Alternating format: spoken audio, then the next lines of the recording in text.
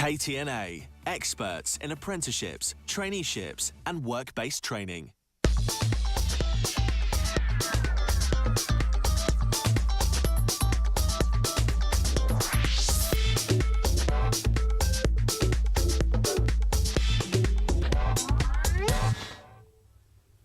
Hello and welcome to Chris & Co, the show looking at what affects business in Kent with me, Chris Price. Joining me this week are Stephen Askew from the Kent Steering Group of the Federation of Small Businesses and Becky Sims, Managing Director of marketing agency Reflect Digital. In this week's show, to invest or not to invest, we'll take a look at the craze for cryptocurrency as Bitcoin hits futures markets in the US for the first time and a Kent rival to the digital currency relaunches. We'll also look at what's next for an £86 million theatre and Civic Centre redevelopment after it received council backing. And don't miss our roundup of this week's business news. First, it's an issue affecting thousands of businesses across the county. So much so, the government set aside £30 million in the recent budget to try to address it. It's the digital skills gap. Research published by the FSB this week suggests it's holding back growth and productivity across the county. It found more than a quarter of business owners in England lack confidence in their basic digital skills. Meanwhile, 22% believe a lack of basic digital skills among staff is holding them back from increasing their online presence. Despite this, a quarter of small firms do not consider digital skills to be important to the growth of their business. Perhaps this explains in part why nearly half don't have a formal training plan or budget. So guys, this is 2017 and yet we have businesses saying that digital is an important part of their business. Why are they saying that? I think it's a communication issue with what is important to small businesses. And I think a lot of our members, FSB members, are micro businesses and very small businesses, and they're yet to see and witness what technology can do for them. And I think that's a message we're trying to get out and need to get out through retraining and training schemes, which is difficult because most micro business owners have very little time to spend on training and very little funds in order to invest. What skills are we actually talking about? When we talk about the digital skills gap, what things are we talking about that businesses are missing out? I think there's a huge array of skills. So there's the skills from a marketing perspective, from being able to do SEO, paid search, all these different new technologies that are out there. Or they're not that new anymore, but they're still, people see them as like magic. They don't know how they work, they don't understand them, therefore they fear them. So, but then there's also all the way through to actual development skills, so being able to build websites, and people are trying to do that themselves, so when actually maybe they'd be better trusting someone that knows what they're doing to do that, because it's a minefield really. Are you surprised that a quarter of firms say that actually addressing this skills gap, you know, we don't need to do that to grow our business? I'm not surprised, maybe disappointed, but I'm not surprised because I don't think there has been enough to show micro businesses and small businesses just what is out there. They're beginning to see the value of cloud accounting and what that can do for their businesses and improve their management information systems. And I suppose as a chartered accountant, I'm really keen on management information and the value that has to growing a business. But in terms of selling, a lot of people don't see that their product would sell through digital means. But of course, quite often their buying can be improved. So it's about efficiency. Business can grow through more sales, but they will only grow profitably with efficiencies. It's interesting that you talk about the cloud, because actually, aside from the business aspect, that actually from a HR perspective can actually have a real boost. You know, people can work from home, this kind of thing, which is really, really useful and allows, you know, sort of builds up some goodwill, I guess, with staff. Definitely. The world's changed so much, and we offer a really kind of flexible way of working these days because you just need to be. It's kind of the way things work and how people can work in 2017. So, yeah, it's... How much is the cost of training staff holding firms back from investing in this digital skills? Are they concerned about the cost or the amount of time it's going to take them to do it? I think time has a cost. And if, especially a business owner has got to go away from his business, he sees that as an enormous cost. A lot of small businesses, the business owners are also producing income. they're producing products, they're providing services. So any time away from their business is difficult. And it depends to the level of retraining, because there are some tax implications if somebody's going through a total retraining for new skills. We don't really look after them. Our tax system isn't that generous to those people. In terms of a team, if you have a small team, a lot of our members will only employ 5 people. Well, to lose one of those 5 people for a day a week for a while, or even a whole week, that's a big chunk out of the hours that can work. Yeah. Absolutely, Becky. Sorry. I think it's also what skills. Which skills do you pick? Because digital is such a huge area, and I think the thing that we talk to our team about all the time is if you want to be at the top of your game in digital, you're constantly learning. You can't just go on one course and that's it. You're now an expert, because things are changing so readily, and I think that's why schools and universities are struggling to keep up, because they can't keep up because it's constantly changing. What was right 3 weeks ago might be different today. So. Daunting to actually take that on. Daunting to take that on. And I think in your field, the social media side it is just exploding in terms of developing businesses. Definitely, definitely. Guys, thanks very much for that. Now we move on. Councillors have decided to press ahead with an £86 million scheme for a new Civic Centre, theatre and office development in a picturesque town centre park. Yet the council backing for the project prompted angry outbursts from residents at a meeting and warnings they'll fight a planning application next year. Cameron Tucker reports. A packed council chamber was in session to witness an historic vote on the future of Tunbridge Wells. The almost 5-hour debate was, according to council sources, the longest meeting in the Borough Council's history. A total of 32 speakers is the most on record, all discussing what will be the authority's biggest ever investment. And what were the councillors voting on? A £72 million plan, which would see a 1,200-seat theatre, modern office space and underground car park in the centre of town. A project which has courted controversy for its cost and potential damage to the Grade 2 listed Calverley grounds. Heated debate on the floor was also met with heckles from the gallery, with countless interruptions throughout the hearing.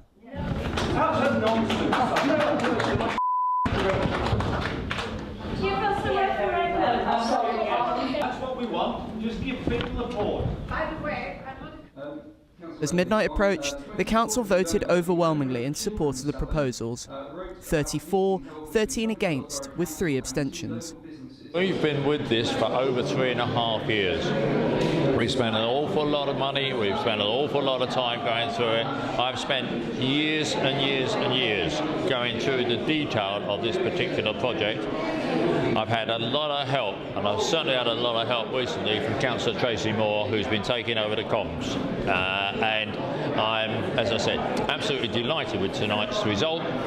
We've still got a long way to go. The project deserved to succeed on its merits, and after such extensive public consultation and engagement, we had a really lively debate tonight, and with 30 votes in favour, I mean, that is a thumping majority. So I'm really pleased. Admittedly, I think most people, including myself, would admit that the current town hall needs a lot to be desired, as does the assembly halls. Doesn't make the current proposal a good one, or even any better than what we've got now. Change for change's sake is not a good idea. It's very disappointing to be spending this amount of money on something that really is not the standard that Tunbridge Wells deserves. But we are where we are. With the vote, is that the end of the road for the opposition? Not at all. So they've got to put in a planning application, which I think is the next step. And then there's all the compulsory purchase orders that have to go through, and there's more. The project must now obtain planning permission and a final sign-off from the Secretary of State. Cameron Tucker, KMTV, Tunbridge Wells. Thanks, Cameron. The value of Bitcoin has surged by more than 500% in the last 6 months to more than $17,000, or about 12,700 quid. As investors scramble for a slice of the lucrative digital currency, a mobile-focused rival is being developed in Kent and relaunched today. Electroneum suffered a stuttering start after its chief executive admitted a hack on the accounts of hundreds of its users forced the app to close down within a day of its original launch in November. Now, after an audit and upgrade by a security agency that works for the US Department of Defence, it's relaunched and is tipped by many investors thanks to its focus on the mobile gaming market. So, is cryptocurrency worth your while, or should it carry a warning for investors? Guys? Thankfully, you're the panel. You can answer these questions. I think all investors should have a warning. With Bitcoin, there's two items. One, I think a lot of people are thinking it's a nice tax-free income, which of course it is, and it is taxable. And the other one, that it's just going to keep going up. The problem with Bitcoin is it's a very volatile market, and I think, like any currency exchange, and it has been deemed by, I think, in the US as a currency, you have to keep on top of it on a daily basis. You can't just go in and buy and hope it's going to be okay. Very difficult for me to say that, because the last few months have been very, very good for Bitcoin, and I think we have the first billionaire Bitcoin investors in America. But China have prohibited it. The US legislature are trying to change the rules about it and control it, because it is outside the banking system. And there's huge concerns over money laundering implications of the anonymity of Bitcoin investment. Is there interest in this? I mean, are you hearing stories of people who Definitely, yeah. I've got colleagues that actually are investing in Bitcoin or other currencies that are out there at the moment. It's not something I've personally looked that much into at the moment, but there's all these new names coming up as well. I mean, people think, Bitcoin when they talk cryptocurrency, but it's not. Is it the only currency that really is worth getting involved in at the minute? Obviously, we've got Electronium in Kent. I don't have the crystal ball, but Bitcoin, there's still, I think, about a quarter of the Bitcoins have yet to be mined. So there's still more to come out of Bitcoin, plus all the new ones. Sure. So at what point will the market be saturated, if ever? We'll have to say. I think we're all going to wait and see with interest. Thanks very much for your thoughts on that. Guys, thanks very much. We'll see you right after the break.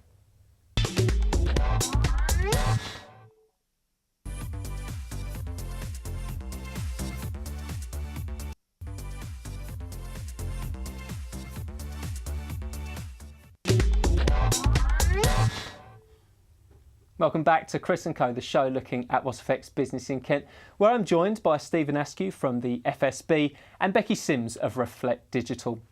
Spring frost decimated the crops of many apple growers in the county this year, but as forlorn farmers have come to harvest what's been left, they've been rewarded with record-sized fruit. But bigger Braeburns don't equate to plentiful profits though, as Louisa Britton explains. Giant apples have been growing on trees in Kent, including at this farm in Chartham, just outside of Canterbury. Braeburns are a popular supermarket variety, but this year they're more than double their normal size. Well, this is what a traditional Braeburn apple looks like, but this year, because of the unusual weather conditions and the frost that we had here in Kent in April, they're turning up this big, something that farmers here say is practically unprecedented. These apple trees were hit by strong frosts earlier this year, which resulted in crops being far smaller and the trees growing far fewer fruit. But those apples that did survive the plummeting temperatures benefited from more space to grow and more energy from the tree. Because on the tree you normally have a lot of fruit. This year was only 1 or 2, so all the moisture goes into that fruit and they get bigger and bigger. It's the first time I've seen it on this scale. I've been here since 1980, but it's the first time I've ever seen this kind of damage done on Braeburn. We had a fantastic flowering time. And then we had the frost, which came at the worst possible time for Braeburn and took out 90% of all the fruitlets. Then thereafter we had the best season ever for Braeburn, but all the energy went into this apple. So it came from this to this, and now we have 100mm apples, which is well out of spec for the supermarkets. For this farm, we haven't seen fruit like this, I don't believe in, for many, many years. You get the odd one, but not whole trees of this. But remember, we only had 10% of the crop. So there were, all like this, and, we've been able to pick it and we've been able to market it. So actually make some money, because normally, in a normal season, this goes through into waste. Some retailers have relaxed their size specifications or are selling fewer per pack to help apple growers shift their stocks, which don't match normal packaging sizes. And some supermarkets are reporting selling giant Braeburns weighing an average of 450 grams. Although the frost means this farm lost 90% of the Braeburn crop, the weight and size of these apples can at least mean some of the growers can break even. This is Louisa Britton for KMTV in Chartham. Okay, so what does this story tell us there? Farmers handling that situation, about how to deal with business when you're faced with a crisis. The kind of things perhaps you should be putting in place if you find yourself in a difficult situation. What should a business be thinking of to get itself out of it? It's part of the fun, but it's also one of the major challenges of running a business. Running a business is like a journey, and like any journey, things come that you're not expecting, whether it's a flooded road and a detour, or whether you're sailing, frost, or whether you're sailing across the channel and the wind gets up. There's all things that you have to react to. To react to them in a positive way, you have to think about them before. And having a successful business and riding through difficulties and challenges is about being prepared. It's about, when defining a strategy, you are actually looking at, say, what could happen? The what-if scenario planning. And you can't look at everything. There's always going to be things that come out of the woodwork, aren't there? Yeah.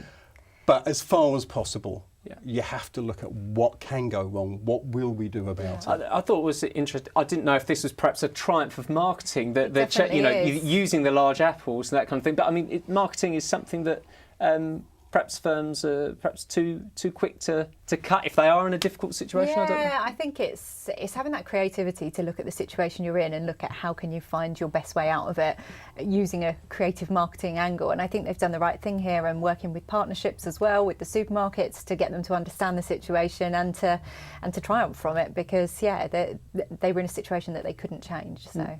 Yeah. We've got choppy waters ahead. Eventually leaving the EU. Is this other things that businesses should be doing to try and put themselves in as good a possible situation to handle the bumpy road ahead? Of course there is. We don't know who's going to have the best deal with the world outside of Europe, whether it's going to be us or whether it's going to be Europe. We just don't know the answer to that. So within the FSB, we're having constant talks. I'm meeting with counterparts in France, and there's a lot of French businesses that are wanting to have partnerships with UK businesses, both because the French businesses and the Dutch and all the European businesses want to protect their trade in the UK by having partners in the UK, and vice versa. So we're encouraging the cross-border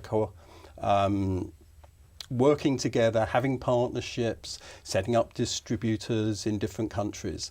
So yes, of course you can plan for it, and maybe none of it will be needed. Yeah, maybe. We'll be finding out with. We can do lots of things how the vote to prepare. Goes in Parliament with Miss May. Thanks for that, guys. And now with news of wealthy backers for a winemaker, a dating app looking for lolly, and cinemas setting the stage for Star Wars. Here's Josie Hannett with this week's Business Roundup. Wine and beer maker Chapel Downs putting itself in position to make turnovers after raising £18.5 million from new investors. The company, which is the largest wine producer in England, secured the cash by offering 37 million new shares at 50p each. It's attracted a global institutional investor and IPGL, the family office of Michael Spencer, the founder and chief executive of Next Group, the UK trading and technology company. A dating app designed to combat the click-and-collect culture of rivals is looking for £100,000 of investment. Phobo is described as the world's first proactive hybrid dating business by its chief executive and founder. Unlike many other dating apps, all members are vetted and verified as single and living in the UK by a team of administrators and moderators. The company's launched a crowdfunding campaign on website Seedrs to pay for the app's development. And a Kent cinema has announced the opening of 4 state-of-the-art screens just in time for the latest Star Wars film. People will be able to experience Showcase Cinema Deluxe Blue Water's extension when Star Wars The Last Jedi is released on Thursday. The additional auditoriums make Blue Water the only cinema in the southeast to offer 17 screens. Okay, so we've got news of a massive investment there for Chapel Down, 18 million, fundraising through new shares. does this kind of show that, if you're a good business, investors will still come to you regardless of the kind of difficult economic headwinds that we might be facing? Definitely. We're working with lots of businesses at the moment at Reflect Digital where people are taking on investment. So there definitely are investors still out there, and Chapel Down's a fantastic local Kent business that I think we can all be proud of to be from our county and are doing great things at the moment. Yeah. Is there anything which small businesses perhaps can do to be the type of business that can attract, big investment? First of all, they have to understand what investors are looking for. And once they can do that, then it's like any dating agency. They make themselves look attractive and they put themselves in front of potential partners. And as long as there's an understanding of what those potential partners are looking for and they know that they can deliver that, then they move ahead quite well. The issue where people do fail is they don't really understand what the investors are hoping for.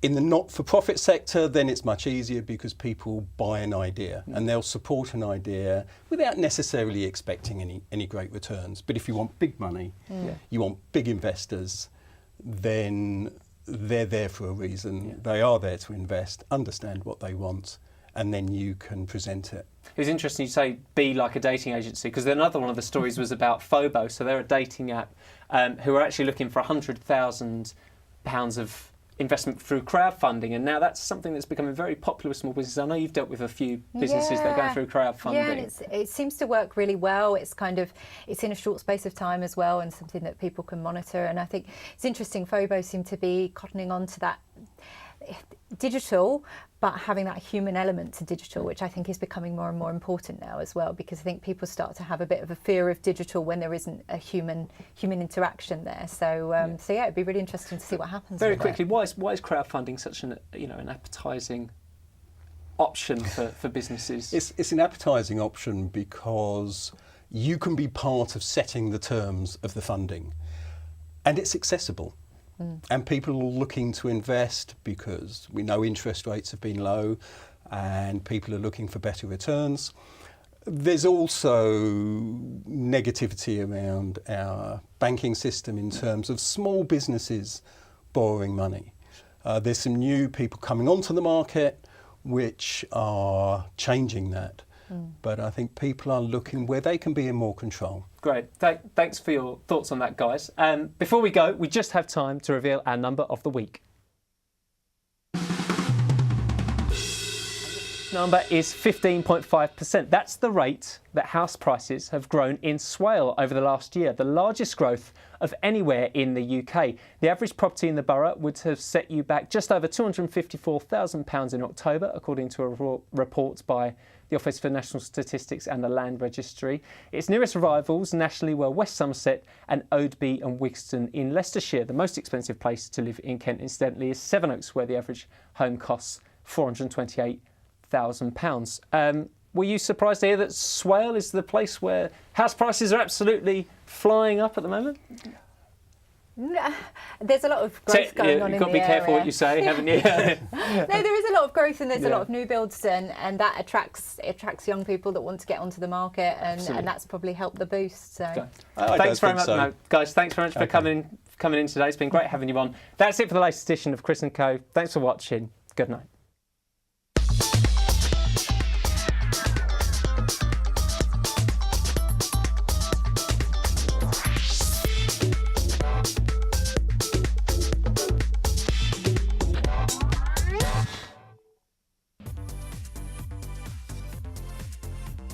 KTNA, experts in apprenticeships, traineeships and work-based training.